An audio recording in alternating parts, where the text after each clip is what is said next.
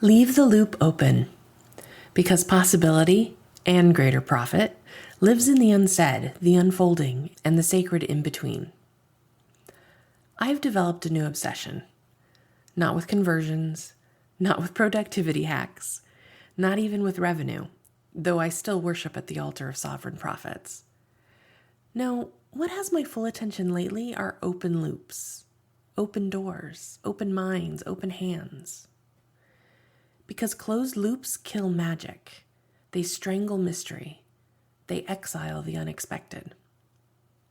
Possibility requires a little oxygen, a pause between the heartbeats, a comma where the world insists on a period. This is why I've come to loathe the tyranny of SMART goals. Specific, measurable, achievable, relevant, time-bound. So tidy, so final, so deathly still. We've been taught that clarity creates safety, but too often what we call clarity is just control in a beige power suit with lipstick to match, quiet, tight-lipped, and deadly polite. A performance of certainty to quiet our fear of the unknown.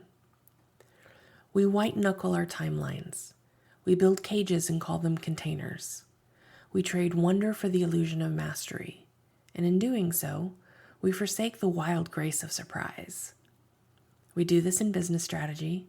We do this in sales.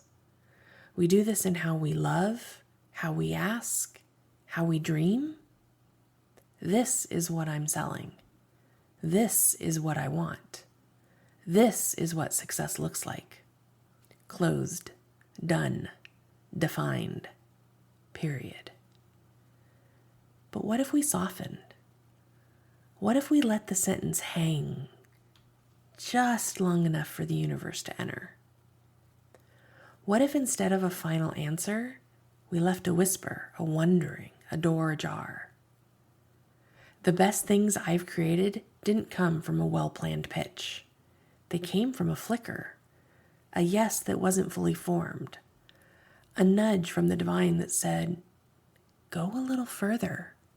You don't need to know why yet. A DM became a year-long collaboration. A casual question cracked open a 40K offer. A maybe we could turned into a movement that's rewriting the rules of profit. I made a mistake recently. Someone left a beautiful comment on one of my posts on LinkedIn, and I replied with a very busy and reflexive, "Thank you." Close loop. The conversation ended before it had a chance to become something more. That moment reminded me every reply can be a ritual, every interaction a seed, and every post is a portal. So I'm not leaving it there. Before the sun sets today, I'm going to reopen the loop, because a closed loop isn't closed forever, because possibility doesn't disappear just because you missed the door the first time. This work, the soul and science of money, the art of relationships, the magic of momentum, it's not about being perfect. It's about being present, willing to notice, willing to return, willing to reopen the invitation. This isn't just personal growth. This is business growth. Open loops don't just invite miracles. They invite clients, collaborators, and conversations you couldn't have predicted. So here's your gentle provocation. Where are you rushing to close the loop because uncertainty feels unsafe? What might bloom if you left more space for the sacred unknown? Where might your clarity actually be a form of control? You don't have to map the entire journey, but you do have to leave the gate unlatched. Let something wild wander in. Try this. Leave one loop open this week on purpose. Say yes before you're ready. Instead of a call to action, offer an invitation. What do you need right now?